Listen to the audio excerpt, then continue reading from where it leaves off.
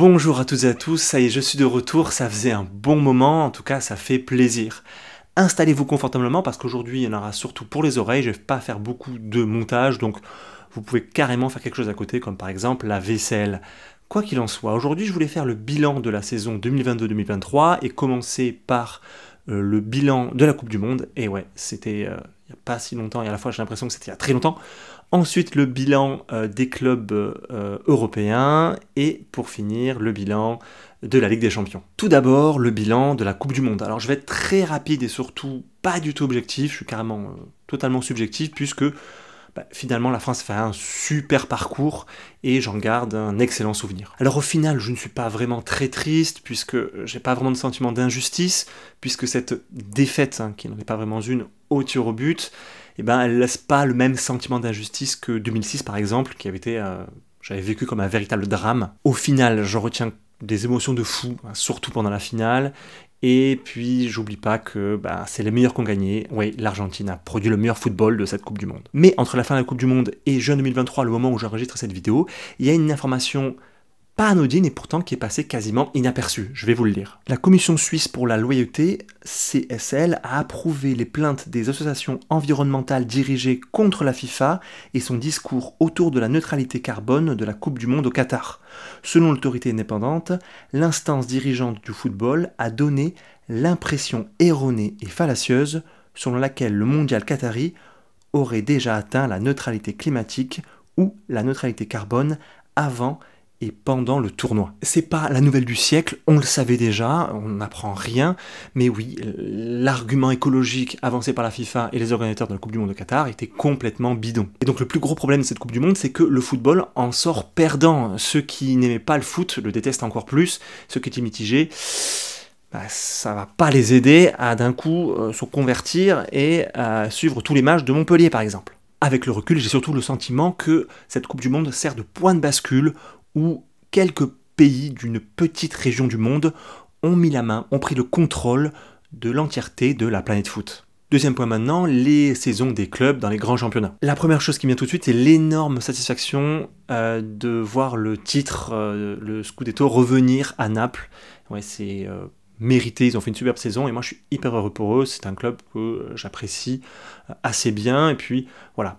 Ils n'avaient rien gagné depuis Maradona, c'est quand même un symbole assez fou, et je trouve que ce qu'ils ont fait est absolument superbe.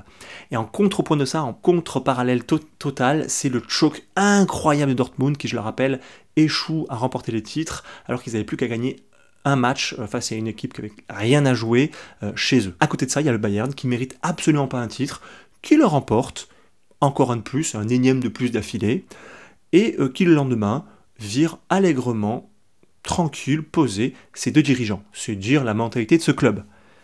Oui, non, j'aime pas trop le Bayern, désolé. Je passe très rapidement sur les autres saisons européennes, vous connaissez les vainqueurs, etc., il n'y a pas grand chose à dire, mais là où je veux en venir, là où l'exemple de l'Allemagne est pertinent, c'est de dire qu'en Europe, dans les grands championnats, les saisons se suivent et se ressemblent malheureusement. Et que pour certains clubs européens, le titre national, il est non seulement gagné d'avance, et qu'en plus, il n'est même pas une source de satisfaction pour les dirigeants, et pire, même pas source de joie pour les supporters. Il n'y a rien qu'à voir l'accueil infâme qu'ont réservé les supporters de Paris au retour des joueurs du PSG quand ils ont gagné leur titre. Oui, parce que pour ceux qui ont loupé l'info, ils étaient 3. Non, littéralement 3 pour accueillir les joueurs du PSG. Donc oui, il y a des clubs dans lesquels tu demandes aux supporters « Ah, est-ce que tu te rappelles du titre que tu as remporté en 2017 ?» Ils ne s'en rappellent même pas, limite ils n'en ont rien à carrer. Alors que des clubs comme nous, Montpellier, chaque année on fête ça. Les 10 ans, c'est une chouille de ouf. Et alors que eux, je ne sais même pas s'il y a un tweet pour commémorer le titre qu'ils ont gagné. Ça ne signifie plus rien, un titre national pour eux. Oui, il y a de moins en moins d'aléas sportifs dans les 5 plus grands championnats européens, comme le montre ce tableau que je vous mets à l'écran. Ce tableau montre les 10 précédents vainqueurs des 5 plus grands championnats. Oui, dans les 5 plus grands championnats, je mets la France. Ça fait débat. Si vous voulez débattre en commentaire, allez-y, faites-vous plaisir. Ce que ça veut dire, ce que vous vous rendez pas compte, c'est que tout cela donne de la force à des projets comme celui de la Super League, donc des projets dont personne ne veut, a priori. Alors certes, cette année, la nouveauté, vous l'avez peut-être pas vu, mais la Juve s'est retirée du projet de Super League, oui, parce que le projet n'est pas encore mort. La Juve s'est retirée parce qu'elle est en négociation avec l'UEFA, elle essaie de s'en sortir, parce que elle a fait de la merde, comme d'habitude avec ce club, Voilà, j'aime pas non plus la Juve, c'est dit. Mais ce qu'il faut comprendre, c'est que quand un club se dit le titre il est déjà à moi, il n'y a même pas de compétition, ça m'intéresse plus, alors évidemment qu'il va aller chercher autre chose pour continuer à grandir, pour faire rentrer un peu plus d'argent, etc. Donc le projet de la Super League, il est quasiment mort, mais il y en a un autre qui va arriver. Et enfin, troisième et dernier point, la Ligue des Champions. Je vais être un petit peu plus long sur ce point-là, mais pas forcément plus optimiste. En effet, j'ai trouvé que cette édition était bien triste, surtout comparé à l'année dernière, où il y a eu les énormes surprises, les miracles sur miracles sur miracles réalisés par le Real Madrid.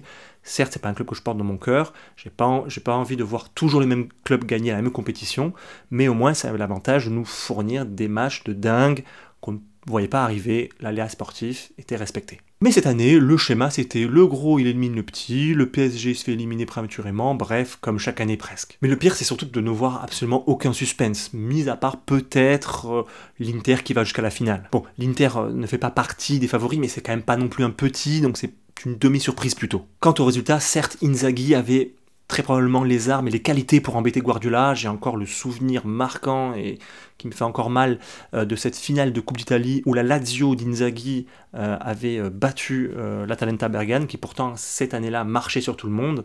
Et donc on avait pu voir qu'Inzaghi était un excellent tacticien. Mais pendant la finale et les matchs d'avant, j'ai quand même eu le sentiment que tout s'est déroulé sans aucune surprise, comme si ça avait été écrit à l'avance. Donc une Ligue des Champions que j'ai trouvée sans saveur.